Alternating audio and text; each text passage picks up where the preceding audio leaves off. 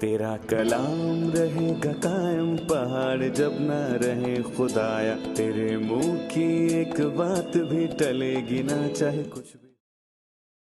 عزیز ناظرین، میں Ayad Zarif آپ تمام دیکھنے والوں کو ہمارے روز کے بائبلی مطالعاتی پروگرام کی نئی قسط میں خوش آمدید کہتا ہوں۔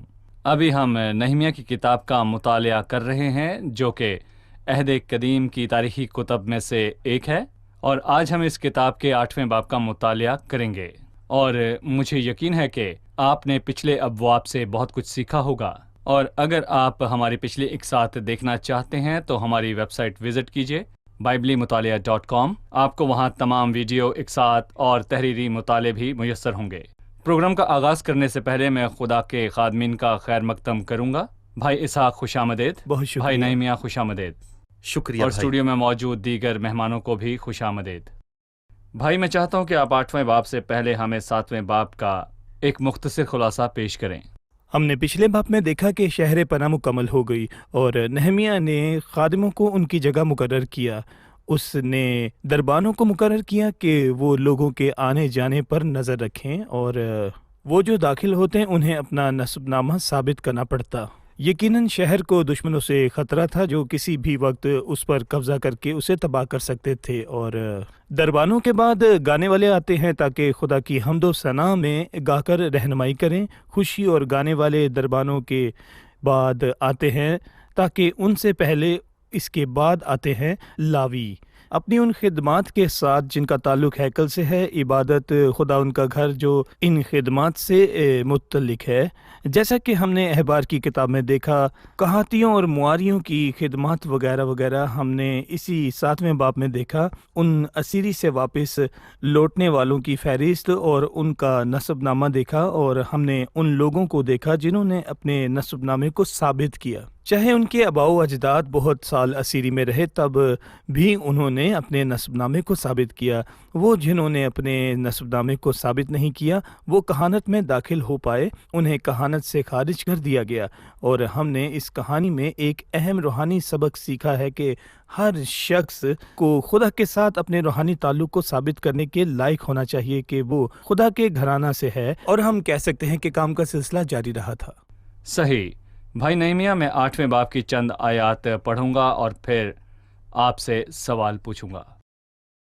لکھا ہے، اور سب لوگ یکتن ہو کر پانی پھاٹک کے سامنے کے میدان میں اکٹھے ہوئے، اور انہوں نے عزرا فقیہ سے عرض کی کہ موسیٰ کی شریعت کی کتاب کے جس کا خداوند نے اسرائیل کو حکم دیا تھا لائے، اور 7ویں مہینے کی پہلی تاریخ کو عزرا کاہن توریت کو جماعت یعنی مردوں اور عورتوں اور ان سب کے سامنے لے آیا جو سن کر سمجھ سکتے تھے، اور وہ اس میں سے پانی پھاٹک کے سامنے کے میدان میں صبح سے دوپہر تک مردوں اور عورتوں اور سبھوں کے آگے جو سمجھ سکتے تھے پڑھتا رہا، اور سب لوگ شریعت کی کتاب پر کان لگاتے رہے۔ اور عزرا فقیہ ایک چوبی ممبر پر جو انہوں نے اسی کام کے لیے بنایا تھا کھڑا ہوا، اور اس کے پاس متتیہ اور سما اور انایا اور اوریا اور خلقیہ اور مسیح اس کے دہنے کھڑے تھے، اور اس کے بائیں فدایا اور مسائیل اور ملکیہ اور ہاشوم اور حسبدایا اور ذکریہ اور مسلام تھے۔ اور عزرا نے تمام لوگوں کے سامنے کتاب کھولی کیونکہ وہ سب لوگوں سے اوپر تھا، اور جب اس نے اسے کھولا تو سب لوگ اٹھ کھڑے ہوئے، اور عزرا نے خداوند خدائے عظیم کو مبارک کہا، اور سب لوگوں نے اپنے ہاتھ اٹھا کر جواب دیا، آمین آمین۔ اور انہوں نے اوندھے منہ زمین تک جھک کر خداوند کو سجدہ کیا، اور یشوا اور بانی اور سربیا اور یامن اور اکوب اور سبتی اور ہودیا اور مسیح اور کلیتیا اور عزریہ اور یوزبد اور حنان اور فلایا اور لاوی لوگوں کو شریعت سمجھاتے گئے، اور لوگ اپنی اپنی جگہ پر کھڑے رہے، اور انہوں نے اس کتاب یعنی خدا کی شریعت میں سے صاف آواز سے پڑھا، پھر اس کے معنی بتائے اور ان کو عبادت سمجھا دی۔ اور نہمیہ نے جو حاکم تھا، اور عزرا کاہن اور فقیہ نے، اور ان لاویوں نے جو لوگوں کو سمجھا رہے تھے، سب لوگوں سے کہا، آج کا دن خداوند تمہارے خدا کے لیے مقدس ہے، نہ غم کرو نہ رو، کیونکہ سب لوگ شریعت کی باتیں سن کر رونے لگے تھے۔ پھر اس نے ان سے کہا اب جاؤ اور جو موٹا ہے کھاؤ، جو میٹھا ہے پیو، اور جن کے لیے کچھ تیار نہیں ہوا ان کے پاس بھی بھیجو، کیونکہ آج کا دن ہمارے خداوند کے لیے مقدس ہے، اور تم اداس مت ہو کیونکہ خداوند کی شادمانی تمہاری پناہ گاہ ہے۔ بھائی نہمیہ بہت ہی شاندار باتیں ہیں۔ جی، ہم چاہیں گے کہ آپ ان آیات کے بارے میں ہمیں کچھ بتائیں۔ یہاں قوم کی تاریخ میں ایک نئے مرحلے کا آغاز ہوا جو اسیری سے لوٹ کر آئی ہے، جس کا آغاز خدا کے کلام کے اختیار کے رائج ہونے سے ہوا، جو کہ تعلیم کا واحد ذریعہ ہے، اور میں کہوں گا خدا کے لوگوں کے بیچ اس کی مرضی کا اعلان ہے۔ در حقیقت یہ ایک بہت ہی خوبصورت منظر ہے کہ تمام لوگ اکٹھے ہیں، تمام مرد اور خواتین، اور وہ سب لوگ جو کلام کی سمجھ رکھتے ہیں جمع ہیں۔ اور مجھے جس بات نے متاثر کیا، انہوں نے عزرا ہی سے کہا جو فقیہ تھا شریعت کی کہ کتاب موسیٰ لیا۔ کی شریعت کی کتاب لائے، جسے ماننے کا حکم خدا نے اسرائیل کو دیا ہے۔ یہ خدا کے کلام کی طلب تھی، اور بائبل کہتی ہے کہ شریعت اور شہادت پر نظر کرو، اگر وہ اس کلام کے مطابق نہ ہوگی تو ان کے لیے صبح نہ ہوگی۔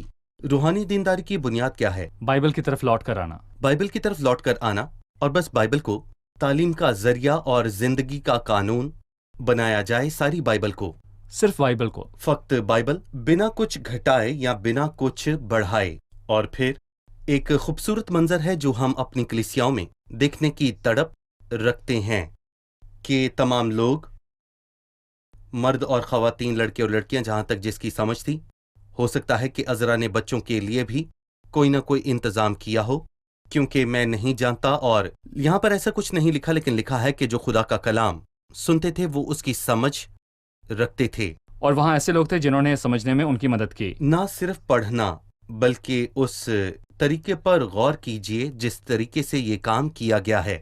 عزرا شریعت کی کتاب میں سے کلام کا حصہ پڑھ رہا تھا، اور پھر مددگار لوگوں کے درمیان چلے گئے تاکہ لوگوں کو سمجھائیں، اور انہوں نے بآواز بلند اسے پڑھا، اور واضح طور پر پڑھا گیا، بلند آواز سے۔ جی، بآواز بلند، لیکن مددگار بھی ساتھی لوگوں کے درمیان گئے تاکہ انہیں ان باتوں کا مفہوم سمجھائیں۔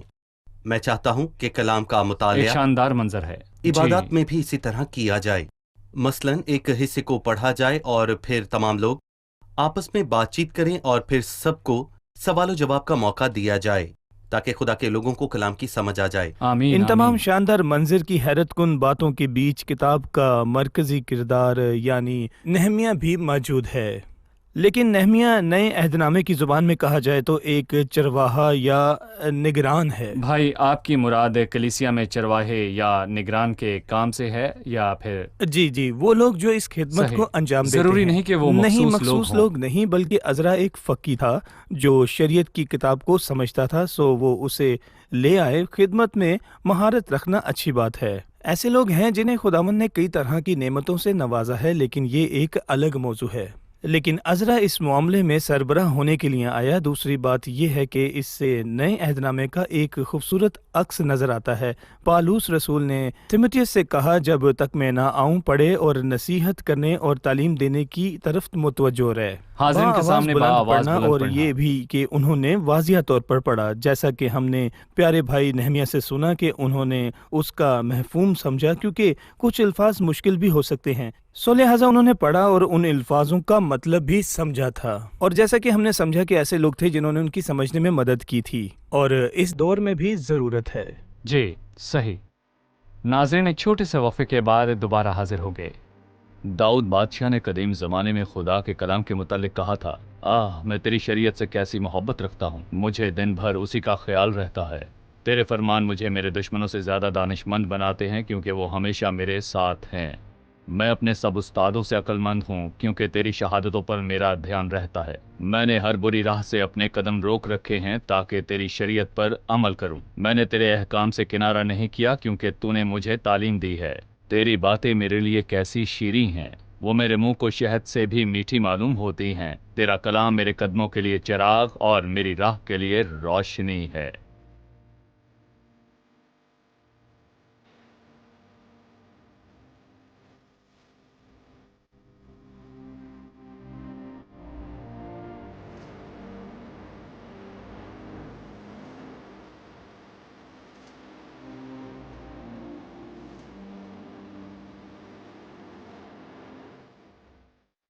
मेरा सवाल है, पूछिए। 5वीं और 6ठी आयत में अज़रा शरीयत की किताब को पढ़ता है और हम देखते हैं कि सब लोग खड़े हो जाते हैं, क्यों? और दूसरी बात ये कि जब अज़रा पढ़ रहा था तो उसके साथ लोग क्यों खड़े हुए थे? तमाम लोग शरीयत की किताब पढ़ने पर खड़े क्यों हुए? पहली बात के अंदर बहुत सी बातें हैं। मुझे महसूस होता है कि ये एक तरह की इज्जत और ताज़ीम देना है, और अमूमी तौर पर रूहानी कामों में भले ही वो रूहानी हों, कुछ ऐसे भी काम भी शामिल होते हैं जिनका ताल्लुक जिस्म से होता है। एक शख्स बैठकर भी दुआ कर सकता है और खुदावंद ने इसे मना नहीं किया, लेकिन खड़े होना बेहतर है और बेहतरीन है, और घुटनों के बल होना। रूहानी कामों में जिस्मानी अमल रूहानी गर्म जोशी की हालतों को जाहिर लेकिन करते किसी हैं। खास जिस्मानी काम की पाबंदी नहीं है। मसलन अगर आप खड़े होकर बाइबल पढ़ते हैं तो अच्छी बात है, लेकिन अगर आप बैठे हुए हैं तो भी कोई बुरी बात यकीनन नहीं। किसी जिस्मानी अमल की पाबंदी देखिए, नहीं। मसीहत में ऐसी कोई पाबंदी नहीं है, लेकिन ऐसे काम हैं जो मोहब्बत में किए जाते हैं।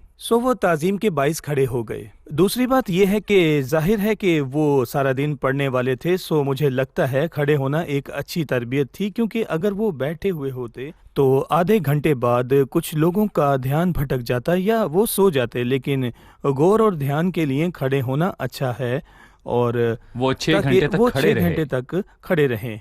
और मेरा ख्याल है कि जब कोई रूहानी काम कर रहा होता है तो कोई भी कोई भी उकताहट का अपनी शिकार घड़ी नहीं होता। नहीं देखता। हाँ, वो इज्तिमा काफी देर तक रहा कि वो गीत गाना बंद कब करेंगे, तालीम देने वाला कब खत्म करेगा, वक्त खत्म हो गया है। दरअसल भाई आयार, यही बेदारी की शुरुआत है। अगर आप बेदारी चाहते हैं तो बेदारी ये है, बेदारी अपने वक्त, अपने मुकाम और हर एक चीज और हर एक को भुलाकर उसके मुतल्लिक सिर्फ सोचना है। यकीनन मैं ये नहीं कह रहा कि इज्तिमा को ख़त्म नहीं होना चाहिए, लेकिन मैं ये कह रहा हूँ जब बेदारी आती है और खुदावंद की हजूरी तभी महसूस होती है जब खुदावंद की आमद पर उकताहट जाहिर नहीं की जाती। अफसोस है कि ये इजहार खादमीन की तरफ से तो नहीं मगर उस शख्स की तरफ से होता है जो उकताहट का शिकार हो जाता है। तो जो लोग अज़रा के साथ खड़े थे वो समझने में लोगों की मदद कर रहे थे, और ये बहुत ही अहम मामला है, और मुझे उम्मीद है कि हमारे प्यारे नाजरीन भी पढ़ते हैं। और ये ज़बरदस्त बात है, कुछ लोग मुझे बताते हैं कि वो बाइबल रोज़ाना पढ़ते हैं। और आपसे एक और अहम सवाल पूछूंगा कि आप जो पढ़ते हैं उसे समझते भी हैं? कुछ लोग मुझसे कहते हैं कि अहम तरीन बात सुबह उठकर और रात को सोने से पहले बाइबल पढ़ना ज़बरदस्त बात है, खुदा आपको बरकत दे। लेकिन क्या आप समझते हैं? क्योंकि कुछ लोग बिना समझे ही पढ़े जाते हैं। हबशी ख्वाजा एक मुखलिस शख्स था और उसने फिलिप्पस से कहा अमाल 8वें बाब में कि ये मुझसे क्यों कर हो सकता है जब तक कोई मुझे हदायत ना करे। मैं दिल से दुआ करता हूँ कि बाइबली मुताला जैसे प्रोग्राम बाइबल को समझने में एक कारामद जरिया बन सकें, और ऐसे तबसरे और खादिम और उस्ताद मौजूद हैं जो उन लोगों की मानिंद हैं जो उनकी मदद करते हैं। सही भाई नहमिया, मैं इन आयात से कुछ ऐसे तरीकों के मुतल्लिक जानना चाहूँगा जो बाइबल पढ़ने और समझने में मददगार हैं। मतलब हमने देखा कि अज़रा और उन लोगों ने लोगों को कलाम समझाने में मदद की, लिहाजा हम भी सीखना चाहते हैं कि हम बाइबल कैसे पढ़ें ताकि हम उसे समझ सकें। दरअसल उसने हमें तफसीलन समझा दिया है। जब अज़रा ने किताब को खोला तो वाज़े तौर पर लिखा है कि अज़रा ने सब लोगों के सामने किताब खोली, और जब उसने सब लोगों के सामने किताब खोली तो सब लोग उठ खड़े हुए और अज़रा ने खुदाए अजीम को मुबारक कहा, और सब लोगों ने अपने हाथ उठाकर जवाब दिया आमीन, और उन्होंने औंधे मुंह जमीन तक झुककर खुदा को सजदा किया। गीत गाने और हम्दो सना का वक्त था, और अज़रा ने लोगों की रहनुमाई की कि वो शुक्रगुजारी और इबादत के नजराने खुदा को दें। तो लोगों ने जवाब दिया आमीन आमीन। फिर अज़रा ने लोगों के सामने उसमें से लिखी हुई एक इबारत को पढ़ा, और इसके बाद उसने लोगों को उसका मतलब समझाया और माफूम समझने में उनकी मदद की, ताकि इस बात को यकीनी बनाए कि तमाम मर्दों ख़वातीन ने जो कुछ पढ़ाया गया है उसे समझा। और अमूमन खुदा के कलाम के लिए 5 कामों के करने की बहुत ज़रूरत है। हमें उनके मुतालिक भी बताएं। पहला, पढ़ना लाजम है, और मैं अपने प्यारे नाजरीन को खुदा के कलाम को पढ़ने की तलकीन करूंगा। मतलब अगर कोई पुराना अहदनामा पढ़ेगा तो वो पैदाइश से शुरू करे, वो 1, 2, 3 जितने बाब भी पढ़ सकता है और समझ सकता है वो पढ़े। تاکہ اسے تمام صورتحال واضح طور پر سمجھ آ جائے اور الہی مکاشفہ سے واقفیت ہو جائے، اور اگر وہ نئے عہد نامے سے پڑھتا ہے تو اسے متی، مرکس اور لوکا سے شروعات کرنی چاہیے، اور پھر اس کے بعد اسے اعمال سے پڑھنا چاہیے، اور پھر اس کے بعد خطوط کو۔ یہ ترتیب ہے، اور اسے اس پر غور کرنا چاہیے، نہ کہ صرف پڑھنا ہے جیسے کوئی اخبار یا پھر میگزین پڑھتا ہے۔ ایسا بالکل نہیں۔ ہمیں کلام کے مزاج کے مطابق چلنا ہے، اور اس کے ہر ایک لفظ پر غور کرنا ہے اور جملے پر دھیان دینا ہے، اور اس کی تفصیلات دیکھنا اور اس کے مطابق چلنا ہے۔ اور پھر جیسا کہ بھائی نے کہا کہ مطالعے میں ہمیں مختلف مبصرین کو پڑھنا ہے، اور میں اس سلسلے کو مسلسل برقرار رکھوں گا۔ اگر مجھ میں کلام کو پڑھنے کی خواہش ہوگی، یہ میرے لیے مشکل نہ ہوگا، اور ہم ایسے پروگرام کے لیے خدا کا شکر کرتے ہیں جس میں ہر روز ایک قسط نشر کی جاتی ہے، اور بائبل کے مطالعے میں تبصرے اور نقشے اور لغت اور فہرست بھی مددگار ہے۔ لغت میں اور کہوں گا فہرست۔ کہ لغت، کلیسیائی مطالعے میں شرکت کرنا اور ان جگہوں کی تلاش کرنا جہاں پر بائبل کا مطالعہ کرایا جاتا ہے، اور کلام کے حصوں کو یاد کرنا بھی بہت اہم ہے۔ اور پھر بائبل میں لکھا ہے کہ میں نے تیرے کلام کو اپنے دل میں رکھ لیا ہے تاکہ میں تیرے خلاف گناہ نہ کروں، اور امثال کے 2 باب کی 4 آیت میں لکھا ہے، اور اس کو ایسا ڈھونڈے جیسے چاندی کو، اور اس کی ایسی تلاش کرے جیسے پوشیدہ خزانوں کی۔ مطلب کہ خدا کے کلام کو یاد کرنا اور اسے اپنے دل میں رکھنا۔ لیکن 5ویں اور آخری بات بہت اہم ہے، خدا کے کلام کے مطابق جینا اور اسے عمل میں لانا، اور اسے اپنے ضمیر پر اختیار دینا تاکہ میرا ذہن اور میری زندگی بدلیں۔ بھائی اسحاق، واضح ہے کہ 10ویں آیت میں کلام نے لوگوں کے دلوں پر چوٹ کی اور وہ روئے۔ میں چاہوں گا کہ آپ اس کے متعلق ہمیں بتائیں، لیکن ایک وقفے سے لوٹنے کے بعد۔ ناظرین، چھوٹے سے وقفے کے بعد دوبارہ حاضر ہوں گے، ہمارے ساتھ رہیے۔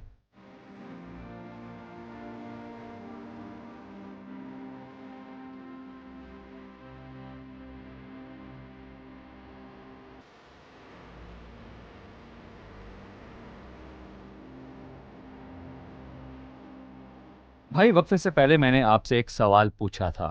خدا کے کلام کا دوہرا اثر ہوا۔ جب لوگوں نے پہلے خدا کے کلام کو سنا، وہ بہت متاثر ہوئے اور رونے لگے، کیونکہ انہیں محسوس ہوا کہ ان کے اور خدا کے کلام کی باتوں کے درمیان بڑا ان کی فاصلہ حالت ہے، میں بھی۔ اور اس حالت میں بھی جس میں وہ جی رہے تھے، اور بعد ازاں انہیں محسوس ہوا کہ انہیں اپنے گناہوں کا اقرار کرنے کی ضرورت ہے اور توبہ کرنے اور خدا کا رحم مانگنے کی، اور یہ خدا کے کلام کو پڑھنے کا پہلا اور درست حصہ ہے۔ اور بائبل مقدس میں خدا کے کلام کے لیے بہت سے نام ہیں۔ اسے آئینہ کہا گیا ہے، اسے چٹان کو زیرہ زیرہ کر دینے والا ہتھوڑا کہا گیا ہے، اور بہت سی اور چیزیں جن سے انہوں نے فیض پایا، لیکن دوسری جانب انہوں نے توبہ کی اور اقرار کیا۔ سو عزرا اور لوگ جو اس کے ساتھ تھے انہیں بتانے لگے کہ آج کا دن مبارک ہے اور انہیں کھانا پینا اور خوشی کرنا چاہیے۔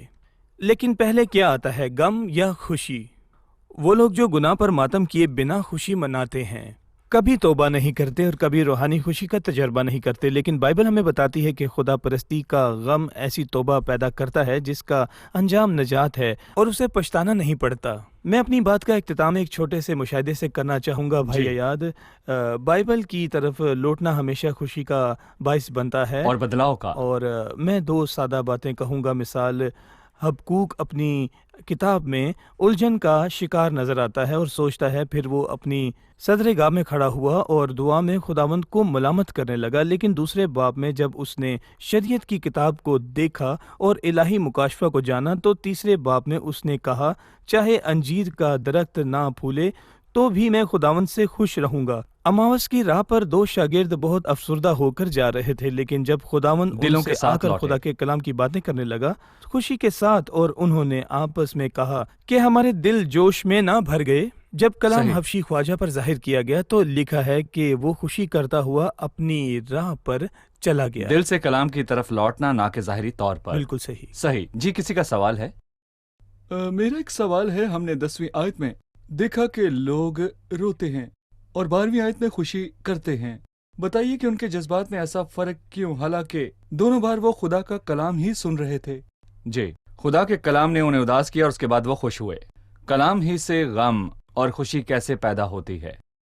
دیکھیں بھائی، میں کہوں گا کہ خدا کے کلام کی تعریف عبرانیوں کے 4 باب کی 12ویں آیت میں کی گئی ہے، کیونکہ خدا کا کلام زندہ اور مؤثر ہے۔ اور مؤثر ہے۔ یہاں مؤثر سے کیا مراد ہے؟ اس سے مراد وہ کام کرتا اور روح، جان، بدن پر اثر کرتا ہے جب کوئی خدا کا کلام سنتا ہے اور روح القدس اس کلام کے مطابق اس کی حالت اور دل اور ضمیر پر ظاہر کرتا ہے۔ تو اگر اس کی حالت اس الہی معیار کے موافق درست نہیں جو اس کلام کے موافق ظاہر کیا گیا، تو کیا وہ پیدا کرے گا؟ بالکل یہ دیندار غم ہے جو توبہ کے واسطے ہے اور اچھے نتائج لاتا ہے۔ اور اگر وہ خدا کے کلام کے مطابق چلتا ہے تو خدا کا کلام مسیح میں اس کے حصے کو اس پر ظاہر کرے گا، اور روح القدس کلام کے وسیلے اس پر مسیح کو ظاہر کرے گا اور اسے خوشی پیدا ہوگی، کیونکہ روح القدس مسیح سے ہی لے کر ہم تک خبریں پہنچاتا ہے صحیح۔ اور ہمارے دلوں کو خوشی سے بھرتا ہے، جیسا کہ نہمیہ نے کہا، کیونکہ خداوند کی تمہاری پناہ شادمانی گاہ ہے۔ تمہاری پناہ گاہ ہے۔ لیکن عموماً میں یہاں پر یہ کہوں گا کہ جذبات ہی سے طے نہیں پاتا کہ حتمی رد عمل کیا ہوگا، بلکہ ہمیں خدا کے کلام کو مد نظر رکھنا ہے اور خدا کے کلام کے مطابق اپنے آپ کو جانچنا ہے۔ اور بدلاؤ بھی بھائی نہمیہ، بدلاؤ بھی خدا کے کلام کو سننے کے بعد ایک پیمانہ ہے۔ دراصل ہو سکتا ہے جب لوگ بائبل پڑھتے ہیں تو ان کے بائبل پڑھنے کا طریقہ ان کے جذبات پر اثر انداز ہو۔ جی، کیا اس اثر کا یہ مطلب ہے کہ بائبل مؤثر ہے، یا حقیقی مؤثر کتاب وہ ہے جو سننے دراصل والوں میں کو کہنا چاہوں بدلتی گا ہے؟ کہ ہم کیسے بدلتے ہیں۔ میں کلام کے مطابق بتانا چاہوں گا۔ رومیو کے خط کے 12ویں باب میں باب کے شروع میں ہی لکھا ہے کہ اس جہان کے ہم شکل نہ بنو، بلکہ صورت بدلتے جاؤ۔ کیسے؟ عقل نہیں ہو جانے سے۔ عقل نہیں ہو جانے سے۔ اور عقل نہیں کیسے ہوتی ہے؟ یہ خدا کے کلام سے ملتی ہے اور اسی سے زندگی بدل جاتی ہے۔ صحیح۔ بھائی اسحاق، میرا آپ سے ایک آخری سوال ہے۔ چونکہ 8ویں باب کا مرکزی مضمون کلام ہے، سو ہم کلام کے نزدیک ہونے کے لیے چند عملی اقدامات کو جاننا چاہیں گے جسے عزرا نے کیا اور فائدہ اٹھایا۔ یعنی اس نے شروعات ہی میں پہلی 2 آیات میں سے شریعت کی کتاب کو پڑھا، اور دوسری بات 8ویں آیت میں، اور انہوں نے اس کتاب یعنی خدا کی شریعت میں سے صاف آواز سے پڑھا، پھر اس کے معنی بتائے اور ان کی عبارت سمجھا دی۔ سو انہوں نے انہیں سمجھایا اور ان کی مدد کی۔ سو پڑھنا، پھر تفسیر کرنا، اور پھر لوگوں کی سمجھنے میں مدد پڑھنا، کرنا۔ پھر تفسیر کرنا اور پھر لوگوں کی جی، سمجھنے میں لوگوں کی مدد سمجھنے کرنا۔ میں مدد کرنا۔ تفسیر کرنے سے مراد ہے الفاظ کے معنی بتانا کہ اس کے یہ معنی جی، ہے، صحیح۔ اور اس کے لفظی معنی سمجھانا، اور اس حصے میں خداوند ہم سے کیا چاہتا ہے۔ اور آیت 13 میں ہے کہ توریت کی باتوں پر دھیان لگائیں۔ جب وہ عزرا فقی کے پاس دوسرے دن گئے تاکہ وہ انہیں سمجھائے، اور کہانی کے آخر میں لوگ شریعت پر عمل کرنے لگتے ہیں، اور ہم اسے 13ویں باب میں دیکھیں گے۔ جو پڑھتے ہیں ان باتوں کو سمجھ چکے ہیں جو انہیں سمجھائی گئیں۔ اور دیکھیں، یہ بہت اہم قدم ہے کہ لوگ جو پڑھتے ہیں ان باتوں کو سمجھ چکے ہیں جو انہیں سمجھائی جی، گئی۔ صحیح، بہت شکریہ۔ کوئی کچھ کہنا چاہے گا؟ جی۔ ہم نے جانا کہ لوگوں کو کلام سمجھنے کے لیے کسی کی ضرورت تھی۔ کیا اس کا مطلب یہ ہے کہ ایک سادہ شخص جو گھر پر بائبل پڑھتا ہے وہ اسے آسانی سے نہیں سمجھ سکتا، اور وہ خداوند کی باتوں کو سمجھنے سے قاصر ہے؟ بڑی اہم بات ہے۔ کیا اس بات کا مطلب ہے کہ عام شخص بائبل کو نہیں سمجھتا، اسے ایک مفسر کی ضرورت ہے؟ بائبل کے کچھ حصے اور حقائق سادہ اور واضح ہیں، جیسا کہ سامری عورت کی نجات کا واقعہ اور نیکودیمس، ایسے سب واقعات واضح ہیں، اور خداوند نے انہیں سادہ رکھا تاکہ لوگ خود سے مسیح تک پہنچ سکیں۔ بائبل کے ذریعہ ایسا ممکن ہے تاکہ وہ سب ان نجات سے پا نجات سکیں۔ پالے گا۔ لیکن بائبل خود کچھ کہتی ہے کہ اس کی کچھ باتیں سمجھنے میں مشکل ہیں، اور خدا نے کلیسیا میں استادوں کو مقرر کیا، کیونکہ خداوند نے عزرا جیسے لوگوں کو مقرر کیا جو شریعت کو سمجھتے تھے۔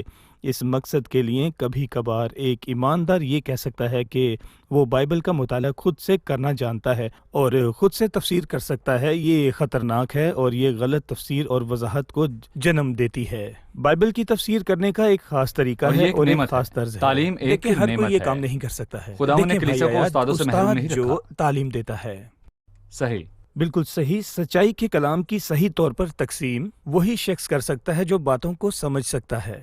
زبردست. سو خداوند نے کلام کو بہت ہی واضح کر دیا ان کے لیے جو نجات پانا چاہتے ہیں. کلام میں نجات کے راستے کو سمجھایا گیا ہے، لیکن تعلیم کے کچھ حصوں میں استادوں کی ضرورت ہے اور خداوند نے کلیسیا کو کلام سمجھانے کے لیے استاد عطا کیے. سو مہمانوں کے پاس چلتے ہیں اور جانتے ہیں انہوں نے آج کیا سیکھا. خدا کے کلام کا جلال.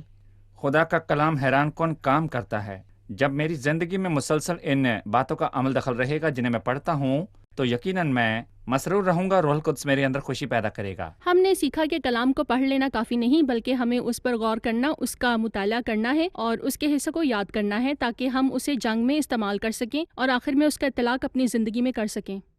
شکریہ. خدا آپ کو برکت دے. خادمین کا بھی شکریہ. خداوند آپ کو برکت دے.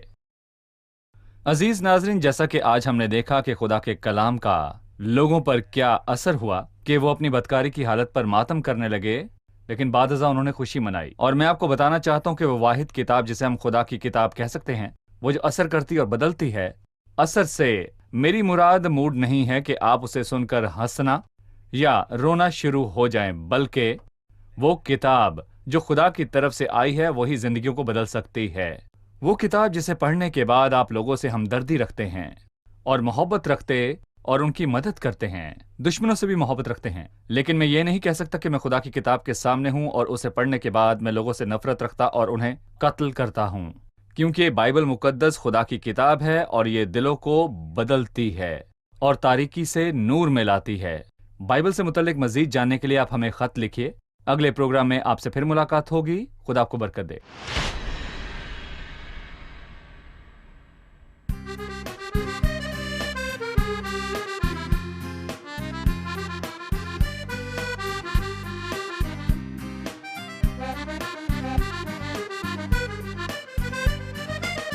أحببت أن سيدي يسمع صوتي ودعائي ويستجيب طلباتي، فهو مخلصي رجائي، أمل نحو أذنه، لذاك أدعوه أنا مدة عمري كلها، فهو الإله الرب.